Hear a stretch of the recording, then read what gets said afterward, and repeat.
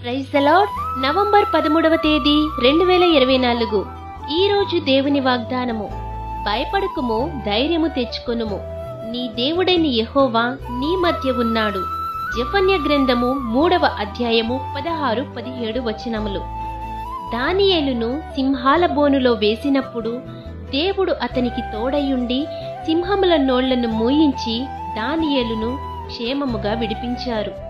ఆపత్కాలమందు సమస్యలలో చిక్కబడి మిమ్ములను విడిపించగలిగిన యెహోవా దేవుని సహాయము కొరకు మీరు మొరపెట్టగా ఆయన మీ మొర ఆలకించి ఆకాశము నుండి ఆజ్ఞ ఇచ్చి తన వాక్కును పంపి మిమ్ములను శ్రమల అన్నింటిలో నుండి విడిపించి మీ మధ్య మీకు తోడుగా ఉంటారు.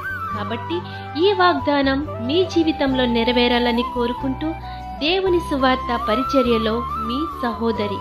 ఆమేన్. God bless you.